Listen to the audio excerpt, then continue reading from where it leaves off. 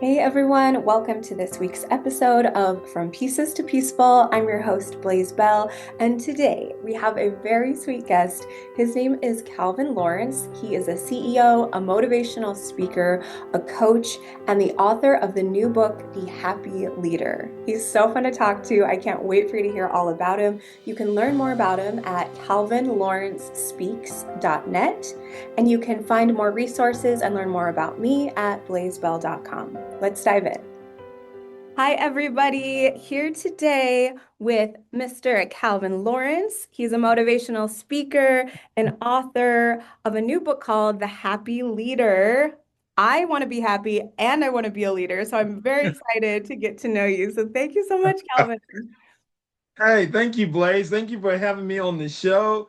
Before we came on, we were talking about Anchorage and Moose and all that stuff. So I love the connection. I know, a lot of people haven't been to Alaska, but I have. I was lucky enough to get to go, and beautiful state, beautiful. This is the best time of year, though. I don't think I ever would want to go in December or January. Sorry, but yes, I love it. You know what? I'm with you. I'm with you. Yeah. So, and All Calvin, right. you're in Texas. Yes. Okay, very different. Alaska's Yes. bigger, P.S. Just so we get that straight It, right away. it is. You have to put that in there. And Texas hate it. I have the history of how much they did not want Alaska coming into the United States, the Union, because it was gonna make them number two. But yes, Alaska's the largest. Oh my goodness. How hot is it there right now? Was that How hot is it right now? how high? Okay, so I can look at oh, it's coming down for us. I see 89 on my thermometer reading. It was 91 earlier. I thought it was going to go up to like 93 or 4, but that's very mild for us this time of year. Yeah. Wow, wow. Okay. Okay, enough about weather, but I always have to know. Alaska is such a weird place and I want to know everywhere else. So, the happy leader, let's get into it. Like I want to know about what led you to this place to be writing about this topic and yeah, just more about who you are. Okay. All right. Well, I spent a lot of time, well, most of my career, Blaze, was in education.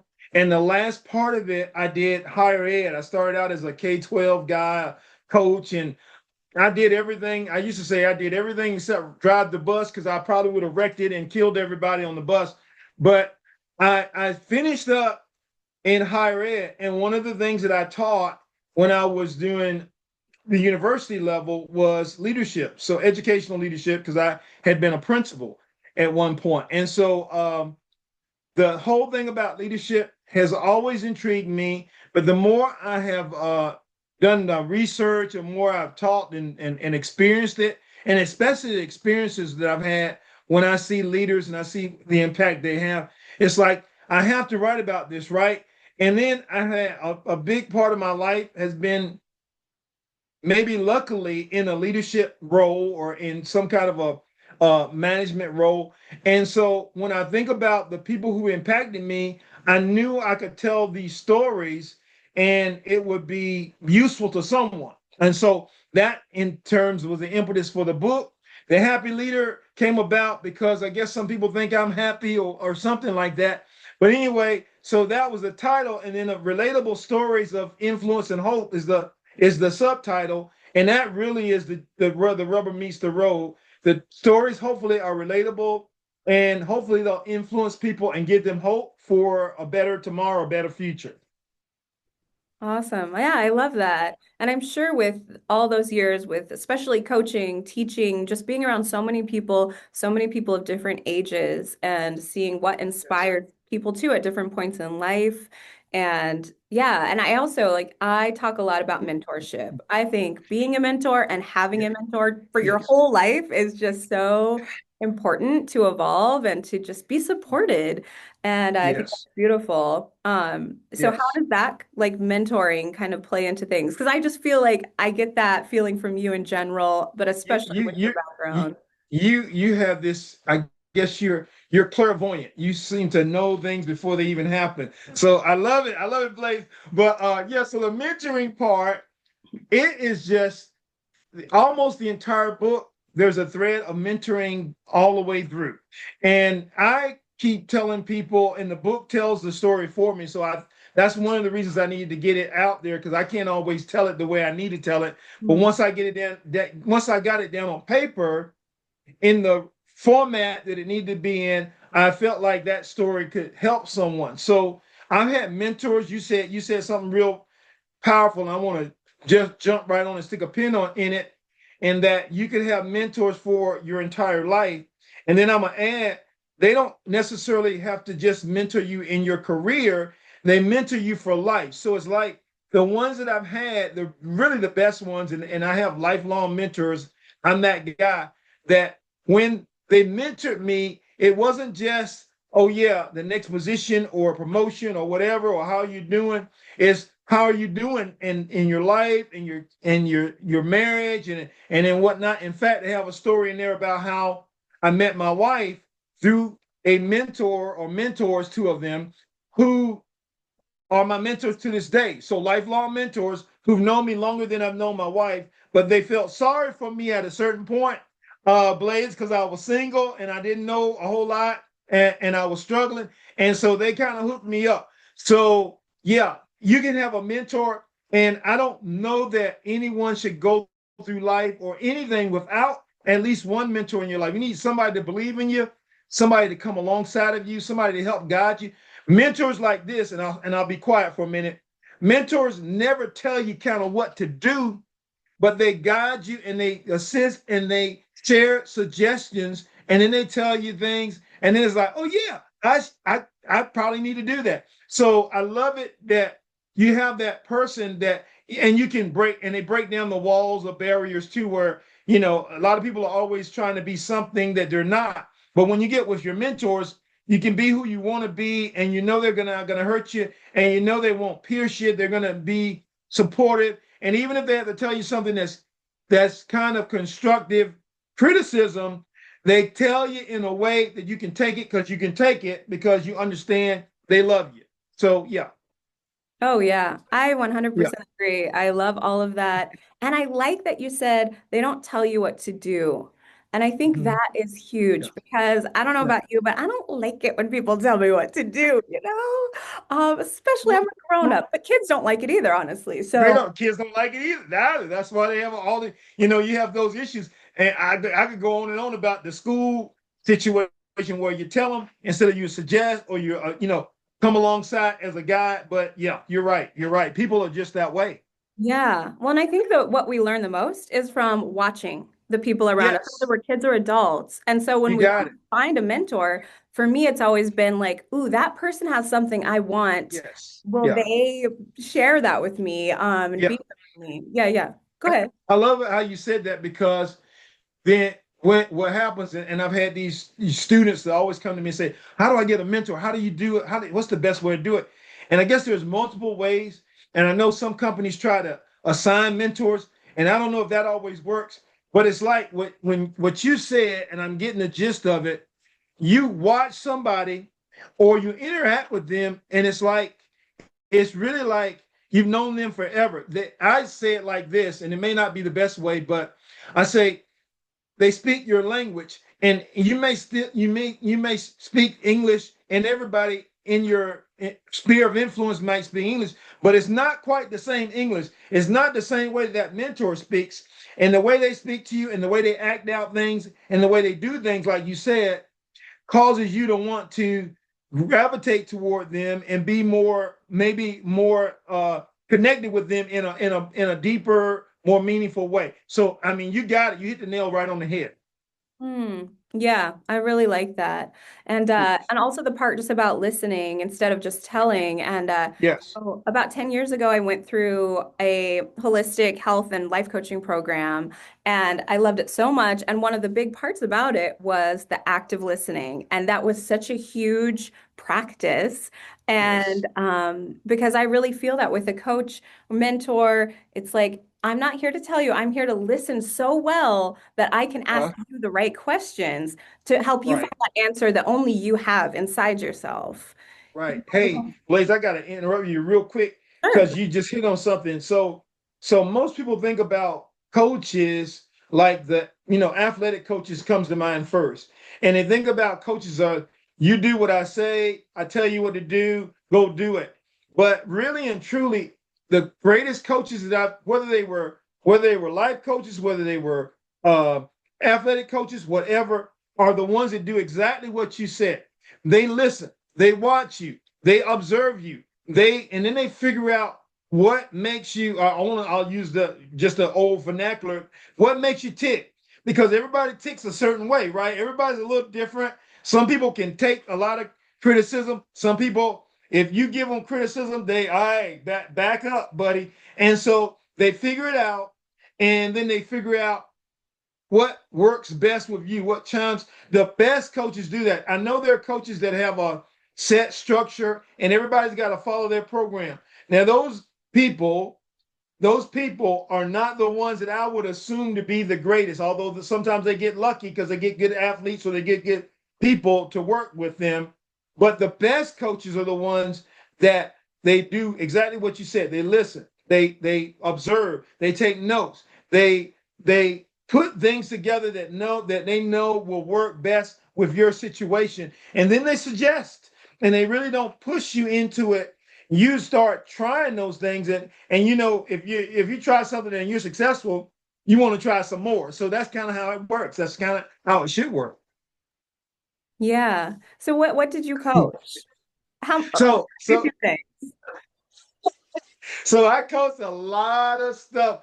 I guess when I started out, I started out as a coach, a teacher, and a PE teacher, and I played college football. So Mm. that comes across pretty easy. Although, if I had to pick my sport, my favorite sport that I coached was track and field. So I Oh, had track, I had football, I did basketball, I also did a little bit of wrestling and maybe just a little bit of soccer, not a whole lot. Those are my primary sports. And so, if you think about those sports, all of those sports are a little bit different. They have their pros and their cons. But the coaching really, maybe there's something that evolved because I know there was a time, and this is before your time, Blaze, that a lot of especially in education, a lot of leaders were chosen from the coaching ranks for whatever reason. They just thought coaching was a great way to become a leader of the rest of the whatever population. That doesn't always work, but you look for good leaders. But there are some things that if you're at least a decent coach, I think they translate well into working with all types of people. And you hit on this before. You said some of the things that I've been able to learn, and I've learned a lot by trial and error. So a lot of the trial and error are in the book. I hate to say it, but sometimes I learn more by the error than I did by successes. Yeah. So, but the coaches translated over and being able to work with all these populations and different types of populations and demographics really has helped me to figure out, oh, this is a different, you got to do it different ways. Different stroke, well, that old show, different strokes for different folks, or different phrase. You got to do it a different way. And if you have this one set, and one size fits all will never fit all. I'll just leave it at that. Yeah. yeah. Yep. That makes a lot of sense. And I love hearing about all the different sports. I've got two kids who are teenagers now and starting to do a lot of sports. So it's Oh, good cool, about that a lot. cool, cool, Yeah. cool. And so the stories in the book, are those all your stories or are they other people's stories or you interacting with other people? Great question. So they're all my stories. It's kind of like you hit all the questions and you kind of gave me the answers to tell you back. So there are other people's stories, but it's all my interaction. So it's not third person. I'm right there. I'm in it. I'm involved in it.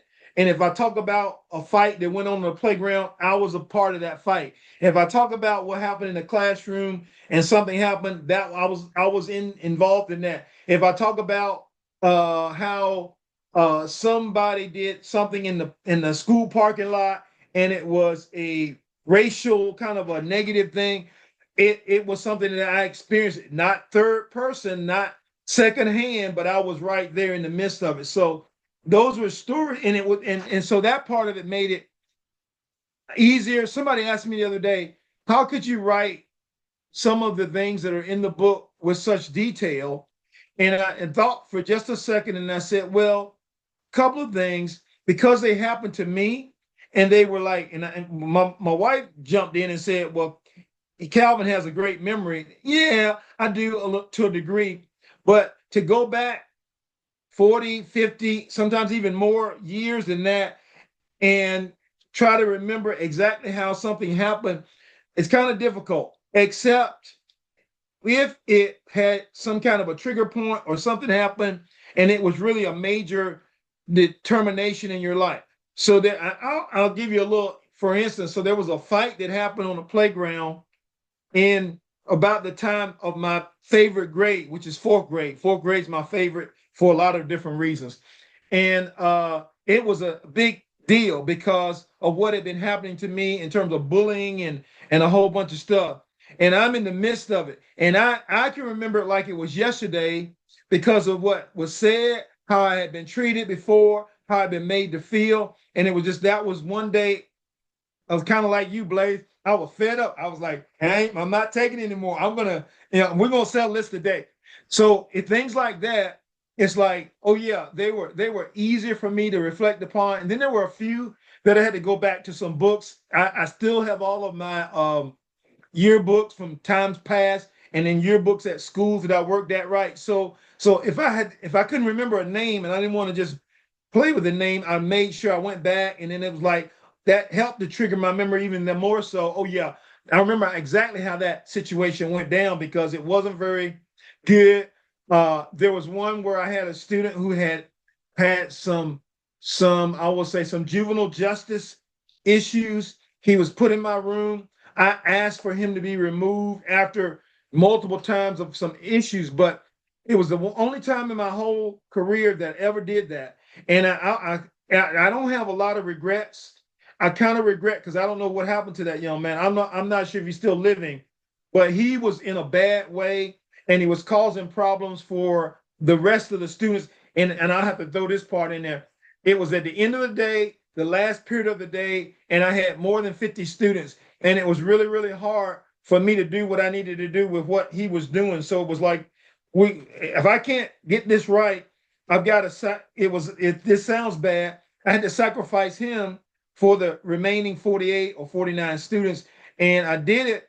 But I kind of that was a regret that I have because it was like if I had that same situation now, we would sit down and talk, and we would try to figure out where do we need to place this young man and what needs to be done, as opposed to, hey, I just need him out. I need him to get him out because this is not working.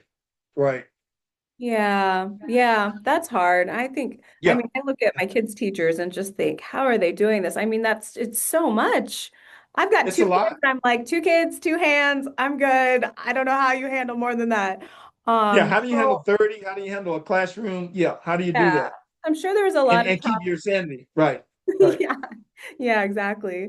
So I have questions about leaders. So when it comes to the things you like to share and talk about, also as a speaker, I'm sure, um, what about someone who's like, I want to cultivate leadership skills, I achieve to be a leader, or I just want to be a leader in this little community, but I don't own a Mm-hmm. business, I'm not a CEO, I'm not the boss of any. Right. Right. What kind of message would you have for someone who's just like, I want to be stronger in who I am? Okay, so I'll give you one, and it's a real easy one. I'm glad you setting me up. You like the pitch girl, and then you kind of give me this softball pitch, and I'm ready to try to hopefully knock it out of the ballpark. So, but this one is one of my favorites. So, people who want to be leaders, doesn't matter where they are, what walk of life, whatever, but they're not sure about. And it's like the thing that stymies them, that sort of paralyzes them, is which way to go, right? And then I got this quote years ago, and it's by one of my favorite authors who also was a social justice advocate. His name was Arthur Ashe. He was a great tennis player, the only black male tennis player to win Wimbledon, still to this day. But he was a prolific writer, and what he wrote was, "You." This is a poem or a statement, a quote. And he said, "Start where you are, use what you have, and do what you can." I always remember it. because I use the SUD thing, and then I say, okay, that because you start first. And if you don't start, you never will finish, right? You have to start. If you're an athlete and you're at the starting line and you don't start, you can't get to the finish line. So wherever you are, I don't care what your abilities are, you have to start, then use what you have. And everybody's got something. Everybody does. One of the things about a great coach, a great teacher, and we've been talking about this, a mentor, is you looking for what is it that special something that that person has. What does Blaze have that maybe nobody else has in the room? He's got something that nobody else has. I'm going to find it. Use what you have because everybody's got it. And then you do whatever you can, kind of wraps it up because you have to do something. You can't just wish it to happen. You can't hope it will happen. Now you've got to get active. And so I would tell anyone who wants to be a leader, just go ahead and start. There's things in your community that are probably have some need. If you don't know, you can go to someone who can tell you. Yeah, I mean, you can go down to the city office. You can go there. Where can I volunteer? What can I do to help? You can go to your Y. You can go to your Chamber of Commerce. You can go to wherever. And there's something that is needed that people need for volunteers. Oh, we're going back to the children. So there are not a lot of people that can work with a lot of children, right? But somebody in the crowd can. And I'm going to use this example. So not too long ago, and this is not to boost me up, but we had this situation at one of the Ys where no one wanted to really work with the middle schools. Well, I don't know what age your sons are. They may be high school, they may be elementary, but middle school is tough. Let me just tell you. And I realized while I was sitting in that room, I said, you know what? I've been a middle school teacher, a coach, and a principal, and I understand middle schoolers. And if no one else will step up, I probably need to because I kind of have a responsibility because I have the training. I think I still have the patience. I hope I still do to work with middle schools. So guess what? I spent last year doing an after school program with some middle schoolers, and some of the kids were some of the most fun kids I work with now. Again, it's middle school, right? So there are some issues, but if you do something halfway decent with a middle schooler, man, that's like gold. So yeah, so it's like you figure it out, but you can figure it out or have somebody help you to figure it out and then get to work. And then I think that's where it comes. You learn again, we go back to trial and error. You learn and then you get better at whatever you do, and that's that. Yeah, I love that. And great example because my kids were both in middle school. They're Oh my year goodness, I, apart. I hit Yeah, it. Yeah, that's a wow. very unique time It in life. very, very unique time. They're figuring things out. Yeah. You might see them 1 month or 6 months later, and they may go from here to here. And so you don't know what, yeah, they don't know what's going on, but just Yeah. be patient, love them, and and I know you do that. Oh yeah, yeah. Definitely the time where like I was so funny and cool, 6 months ago, and now I'm Yes. like the most And embarrassed. now, no, not so much. Right, right. Okay. Um, yeah. Well, thank you. Thank you for doing your part to help with the middle school because none of us know what to do. That's awesome. Yeah, and I think about that too of like some people think I have to be perfect before I could Yeah, help yeah, someone else, or I yeah. have problems in my life. And it's like, no, you could be one, two steps ahead of someone in one area, and you have something to share with them. And you have Something. something to give them. That's right. Yeah. That's so powerful. I like what you just said. So I'm gonna jump on that because you're setting me up again, Blaze. So a lot of times these mentors or coaches or whatnot, they are only 1 or 2 steps ahead. I know I went into a classroom one time and I had never taught adults before. And so, boy, talk about challenges. And I was only 1 or 2 steps ahead of the posse, so to speak. So the posse is behind me, and I'm trying to get ahead as fast. But I was barely, but I stayed ahead of them, and we made it to the end, and they learned something, and I learned a lot. I probably learned twice as much as they learned. But all you need is just a little bit, and you just need the effort, and you need to get out there and do it and you never know who you're going to impact and how big that impact. You might save somebody. Thinking about, I think we're still in Men's Mental Health month in the month of June, along with other aspects of this month. And I remember a kid who confided in me that he wanted to commit suicide. And part of that story is in the book because I think hopefully we turned him around. We got him some counseling. And then I wrote a little something that I thought would help to ease his pain because, like you just got through saying, I'm not perfect. I know I'm not perfect. My wife would tell you I'm way not perfect. And, uh, but we can make this life if we hang in there and we do what we need to do and we get some help when we need to get some help. And so I wrote all that stuff and somebody told me I was going to throw it away. Somebody told me to keep it. I'm glad I kept it because now 20, almost 25 some odd years later, it rings more true than it even did way back then. But I hope it would help. I hope it helped him. And maybe because I can share it now with the world, maybe it'll help some other people that you don't have to be perfect to get started. You don't have to be perfect to do something. You don't have to be perfect to, so my grandma would say, hit a lick. You don't have to be perfect to do any of that stuff. You just need to have you just need to have the gumption to get out there and try to do it. And then you never know what great things will happen because you made a effort to do it. Wow. Yeah, that's powerful. Yeah, and thank you for having the courage to go back to these stories and these moments in your life, which it sounds like some were probably really challenging, painful, but share those with us in an effort to Yes. help people know they're not alone and that there could be answers, there could be, yeah, support out there. Right.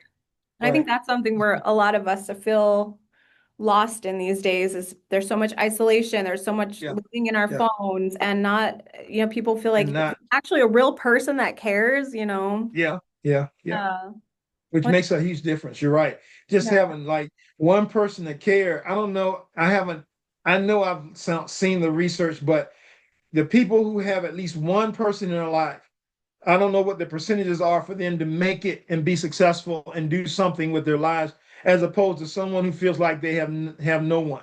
And it just makes that much more of a difference. So it's like even if you can't do anything else, but show up at a place and then give somebody a little pat or kind of make sure they get their ice cream or whatever.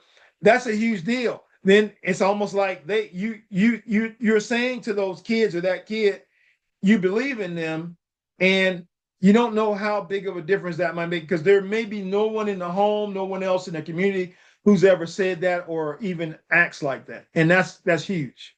Yeah. Yeah, Yeah. absolutely. Yeah.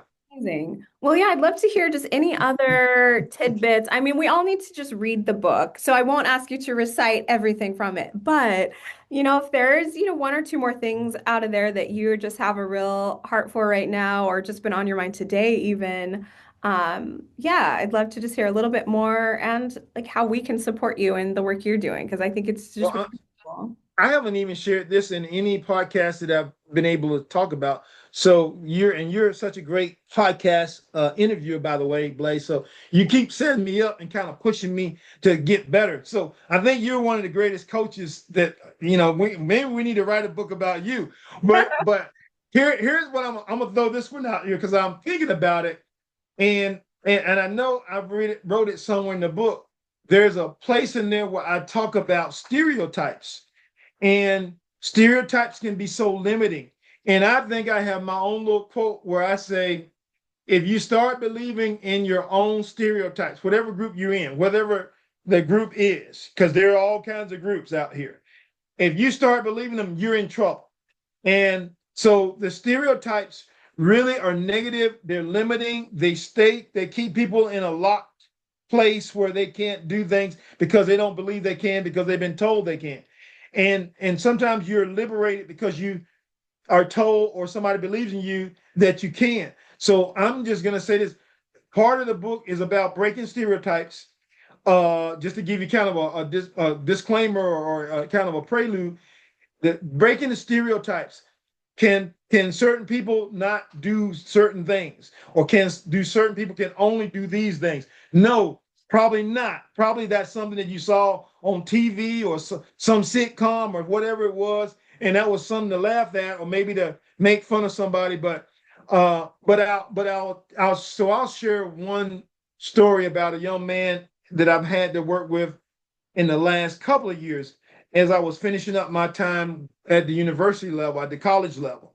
Uh, and he was a spina bifida kid, spina bifida student, and they had these limits on what they thought he could do. And what I tried to do was say, hey, we're going to do as much as we can do. And the heck, and I didn't say that to him like that, but I was thinking it, the heck with these limits that they say you can't do this, you can't do that. So guess what? So he finished his associates, and last year was his first year at the university level as a junior. He passed all of his classes. He's on course to get his bachelor's degree. Now, if you know anything about spina bifida, you know it has a limiting in terms of the brain, and even in terms of lifespan. They don't give those people a long time to live.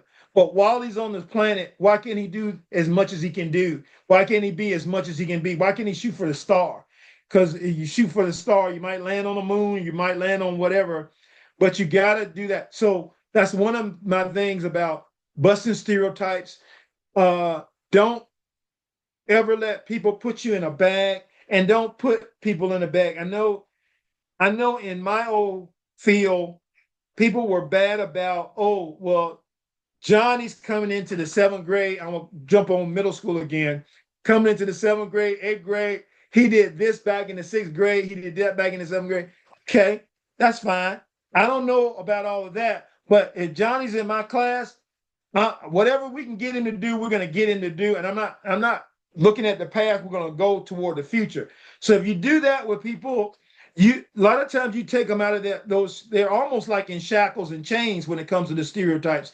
And if you keep pushing those stereotypes as they go on, they start believing in those stereotypes. Believe it or not, and it's a horrible thing. But what you want to do is get them out of that, because if you break that cycle, wow, what great things you can do. I mean, if Johnny's dad was incarcerated and his grandfather was incarcerated, he doesn't have to be incarcerated.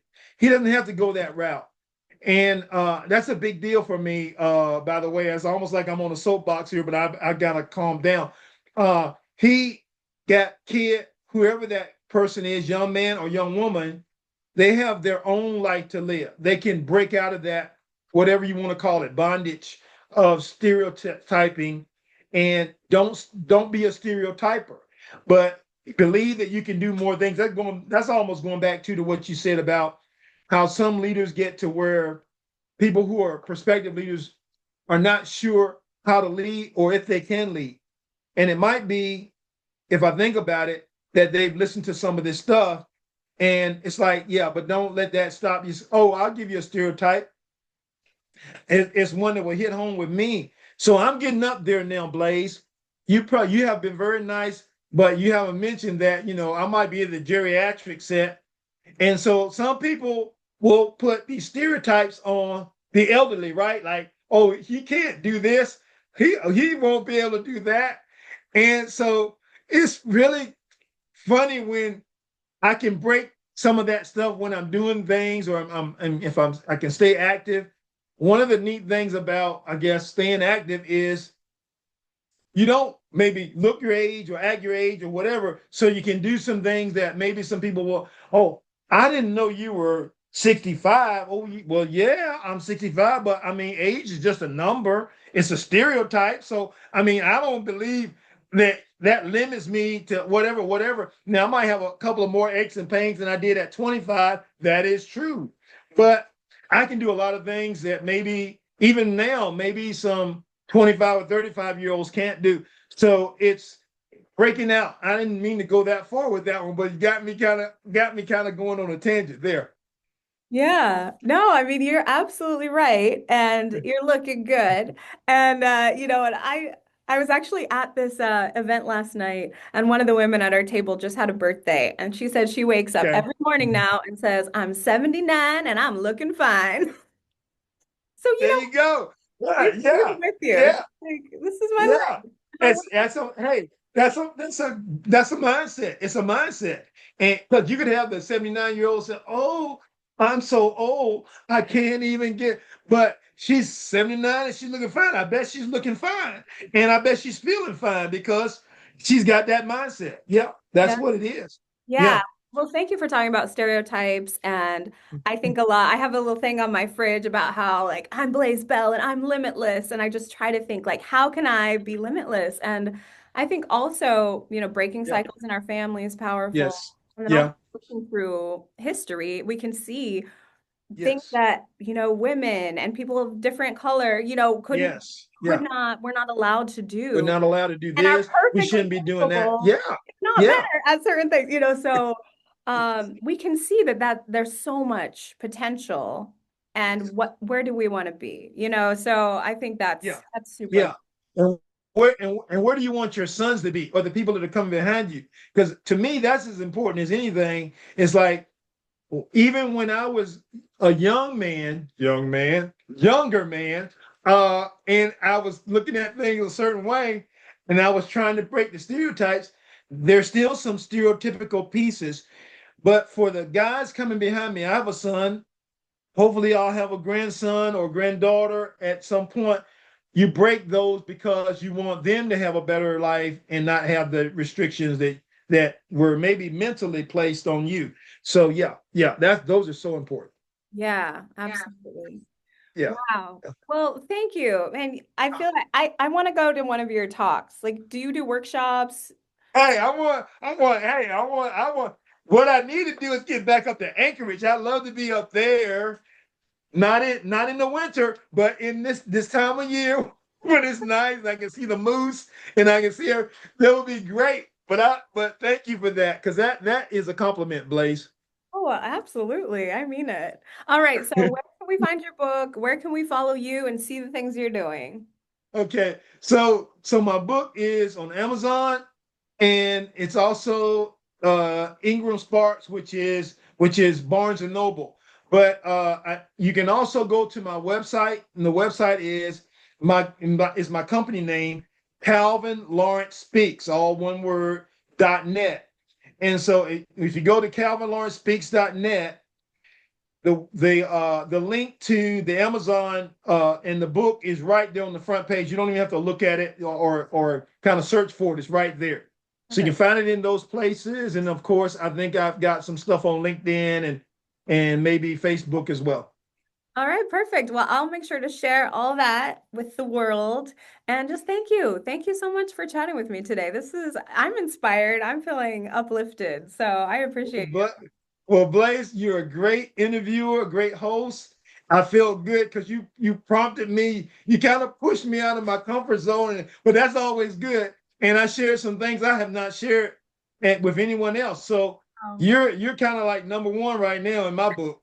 wow. Well, thank you. All right. Thanks so much.